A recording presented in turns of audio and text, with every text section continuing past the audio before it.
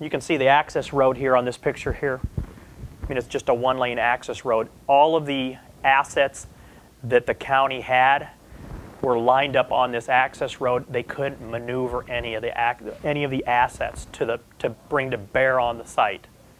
I mean, even your big foam truck, you can see where the foam truck got stuck right here, short of the aircraft.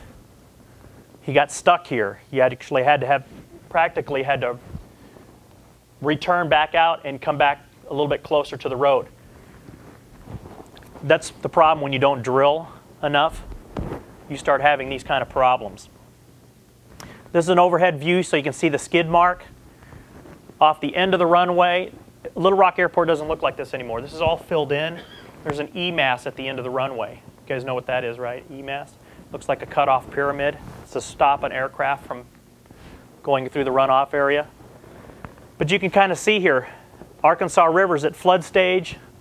You've got all this water in here. By the way, this area right here with all this water, filled with water moccasins. Not a single person got bit that night.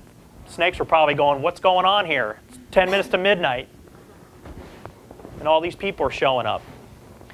So you can kind of get a little bit of an idea of what happens here. And the angle that it actually goes towards the walkway.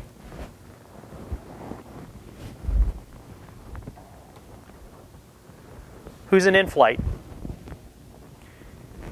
This is what it looks like when you can actually see, but imagine this in pitch darkness. Do you actually, you want to hit the light for a second? Can you find the aisle? Right here. These seats have dislodged. You can see the dislodging of the overhead bins, bundle wiring. We had passengers that were getting caught in this bundle wiring and couldn't get out. They were stuck.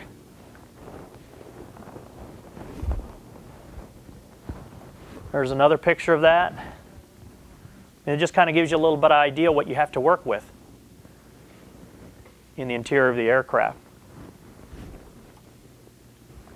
All right, so when I get back to this section here, there's two things I actually see. There are rolled hay bales to my left as I'm facing this piece right here. Roll hay bales to my left. Some of the passengers had managed to get as close as they could under the hay bales because of the weather. There was a lot of lightning strikes. There's 40 lightning strikes in the first 10 minutes of the accident in that area, in the vicinity. As I came here, you can see some more seats dislodged here. When I'm standing right here, there was two things I saw. Number one, I saw a young girl next to one of the hay bales. She appeared like she had second and third degree burns across her face and her hands, but otherwise she looked like she was okay, coherent, and somebody was comforting her. When I looked over here to my right, there's a gentleman coming towards me with his back towards me, and he's dragging his wife across the grass here. They both were sitting in 18A and B in the impact zone. She was killed instantly. He was left with the proposition of trying to get his wife out before the aircraft completely engulfed in flames, getting her off of the deck, onto the ground, and getting her away from the aircraft. He had asked, and this couple was very elderly, he had asked two other gentlemen to help him get his wife off the deck of the aircraft. They both turned and took off. So he was left with the proposition of getting her off the deck, down to the ground, and away from the aircraft, which he managed to do. Yes. Absolutely. You want to turn on the light? When we talk about passengers on a flight, there's two different types of thought processes. There's flight and there's fight mentality. Now typically, your 2% of your individuals that are on a flight or have that type of background, they have that fight mentality, and I'll kind of give you a little bit of a characteristic associated with that. Number one, they may have had a military background. Number two, they may have played competitive sports at some high level. Those are the typical characteristics of the individual that you see have the fight mentality. They make assessments of what's actually happening to them, and then they respond to that assessment. If you notice, I mentioned earlier, Colonel Jeff Arnold, military background. Myself, military background. Only 2 people that stayed behind with the aircraft. The other passengers, and there's nothing wrong with this. Trust me, there's nothing wrong. Self-preservation is in all of us. Fear is in all of us. 98% of your people are going to have that flight mentality. They can't assess the situation, and all they can think of is, I need to get myself out of here.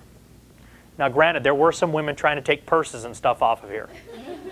Okay, so there may have been some self-preservation of the purse.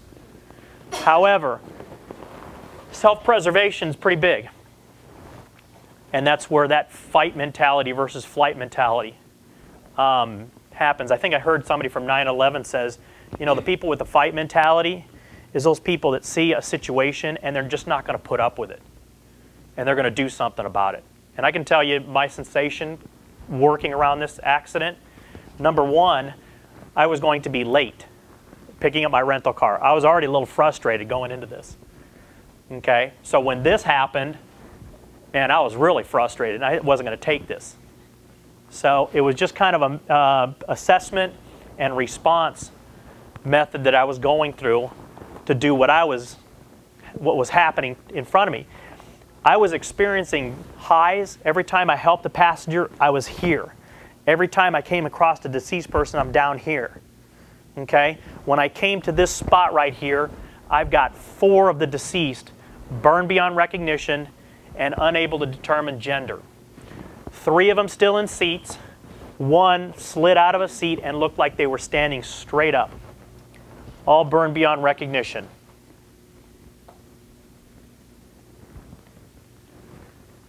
About 13 minutes in the accident scene, that first unit shows up.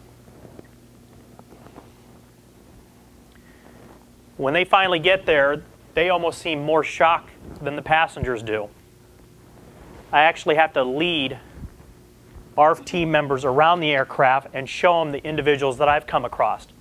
So if you think about it, there's 11 fatalities here, actually 9 that night. 2 of them will be fatalities 2 weeks later. So out of the 9 fatalities, I come across 4 here. Captain Richard Bushman, 5. Jeff Arnold, or Jeff Stewart, dies 2 weeks later, 6. And then the gentleman's wife, 7. And then the young girl, 14 years old, daughter of the choir director, 2 weeks later from infection. 8. Up, down, up, down. And then on top of that, you want to talk about secondary assaults? I sit out here for 3 hours. Triage gets set up. Triage went horribly wrong. Individuals who were not deceased was tagged as deceased. Individuals who were not that were deceased were tagged as minor injuries or major injuries. Little story here. The 2 flight attendants in the back, when the galley door would not open up, roughly about 12 passengers were stuck back here in the rear tail section. If you're familiar with the MD-80, there's a tail cone that actually deploys in case of an emergency. However, when the aircraft's sitting on the ground, there's no deployment. It's sitting in mud. So when they immediately hit that latch, nothing happens. That tail cone's still on. The 2 flight attendants are back there and they're looking at the situation and there's nothing they can do. Fire's coming back, high intensity flames. You can see here how it burned the top of the aircraft off. They have no choice but to go all the way back in the tail cone section and pray. 2 gentlemen back there in the tail cone start leaning up against the walls and rocking back and forth. As the flames got to right about here, those gentlemen rocking that tail cone finally managed to deploy it about that far, and they're all able to get out.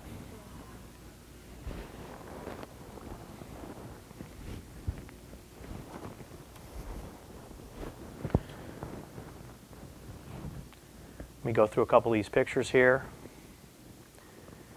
So, Jeffrey Arnold,